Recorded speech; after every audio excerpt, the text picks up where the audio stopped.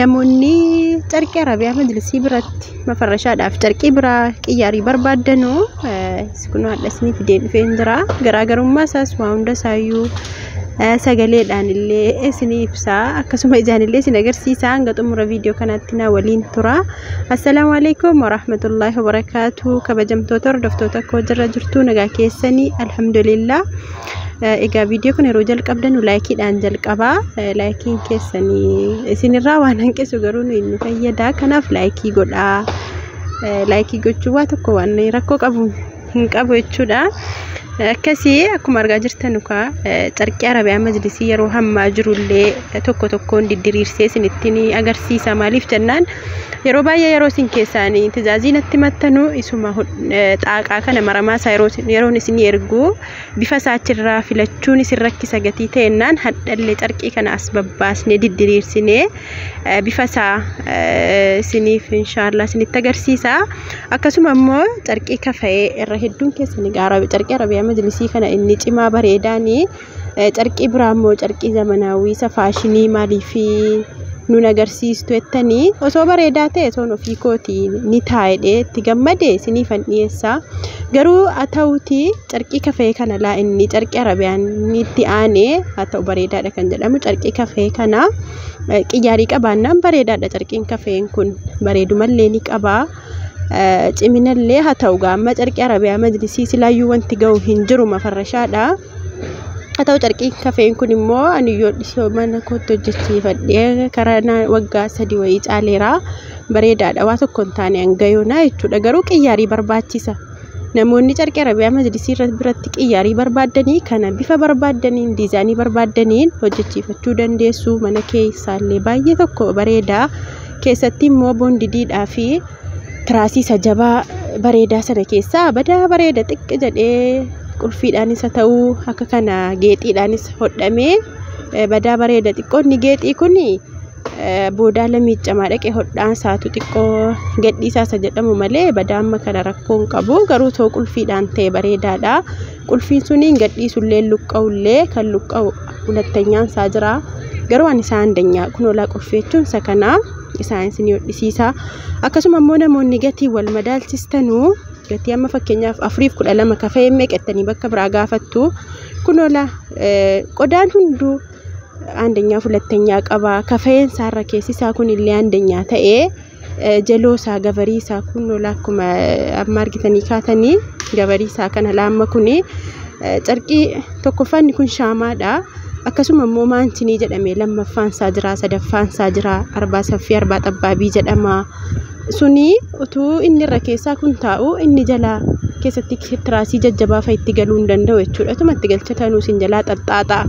Kanaaf isin qodaa qulqullina qodaa laalaa malee gatii waliin madaalchisinaa. Amma wanta barbaade namni waan isaa gadi buusee gatii isaa gadi buusee isin hin fayyadu. Gatiin birrii tiraasii tokkorraa birrii 20-30 qannastee birrii 20-30 dabaltee jettu isin hin fayyadu qulqullina qodaati.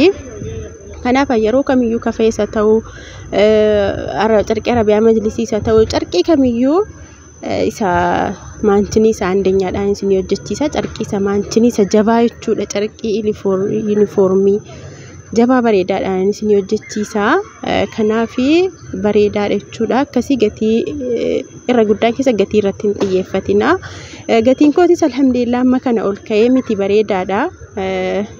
Kan biraarrayyuu akka qodummaa isaatti gatiin baay'ee tokko madaalawaa bareedaadha. Wal bira qabdanii ilaaluu dandeessu.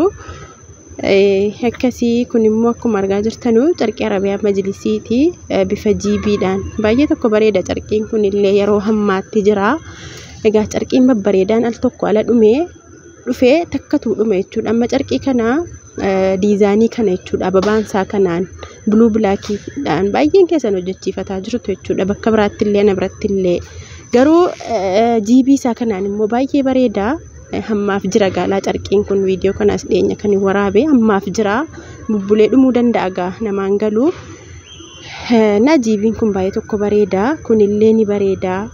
Yeroo hodhamee jedhee anillee tijaajii kana hojjechiiseera na bira jira garuu hojjetamee baheera gaafa ni qodaa si kennuufan viidiyoo godha dheennise carqiin kun illee baay'ee bareeda jechuudha zarfii warqaammaadhaan badaa bareeda namoonni gaa ajajachuu barbaadanii as keessaa bifa isaa filadhaan isiniin jedha maaliif keessaan illee namoota baay'eedha kan nagaafataa oolu suuraa yeroon WhatsAppiin isinii erge dhaqee qafoo keessa guutaa kanaaf liinkii dhuma asirratti gadhiisuun sheerii isinii godha waan itti dhimmatanii birriitti baastanii bitattan tokko yeroo daqiiqaa 10 kennitanii obsaaf sabriin ilaaltanii yaadallee hubattanii yoo ajajattan rakkoon qabu jechuudha kanaaf viidiyoo kana egaa YouTube irratti gadhiisuudha dirqame jechuudhumaafanii inshallah akkasii ka amma akkasuma immoo kunillee baay'ee tokko bareeda kunis GB dhaan teekee GB warqaammaa kunis baay'ee bareeda warqaammaan kunillee hin gadhiisu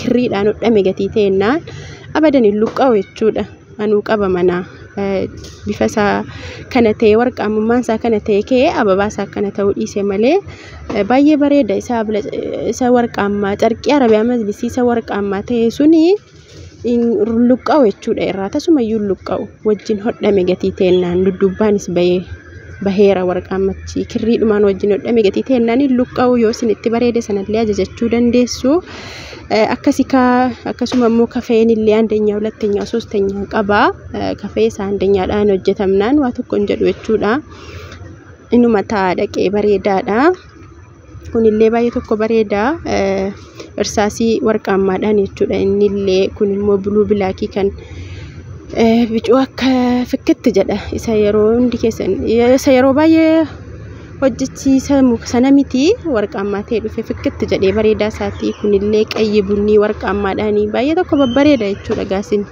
maraxadhaati inni kun gaalaa diizaanii buluu bilaakii isuma baramaa yeroo hunda hojjechiifamu sana inni silaa garuu adii danataa ifee bareeda jechuudha akkasii carqiin kun egaa kan yeroo hammaa jiru kana takka ture yookiin hin badaa yookiin kan biraa dhufaa carqiin yeroo baay'ee jaallatame jedhu hin dhufu jechuudha deebi'ee akkasii isiniin jedha hordoftoota koo kun immoo isuma islaama isinitti agarsiise maramaa isaa sana hodhamaa isaatiin egaa amma kanneen akkana isinitti agarsiisaaru bifa isaa bifa filadhaadhaaf malee bifaa fi diizaayinii filadhaaf malee waa biraatiif miti akkasii hordoftoota koo kana fakkaataa kunillee kafeedha baay'ee tokko bareeda jechuudha shiroo malkii fadiin qabu amma ta'e biyyooma xurii jedhama xurii nyaata jechuudha kun immoo baay'ee tokko rakasaa namoonni kan gatii rakasaa ittanu kunoolaa kun hamma tiraasiin tokko birrii 170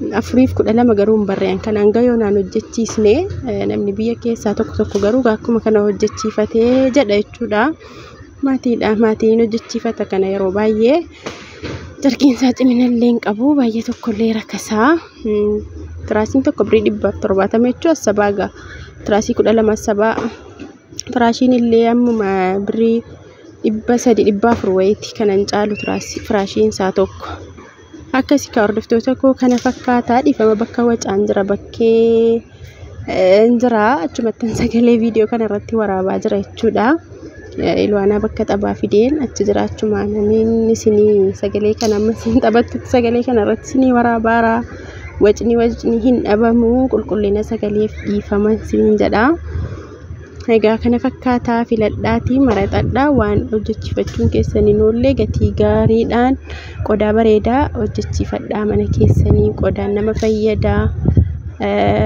dirqama bittu jechuudha kanaaf waan isiniin ollee bitadhaa ammumaa isiniin jedha hordoftoota koo irra hedduun keessan immoo cimsitanii jabeessitanii amaanaa waan akkasii jettu jechuudha abshirii ani isin cimsitanii laaffistanii amaanaanaan jettanii miti an ofii kooti jedheetan jechuudhaan kan qodaa gaarii isinii dhiyeessu akkasii abshirii isa kara sanaa isinii yaachisinaa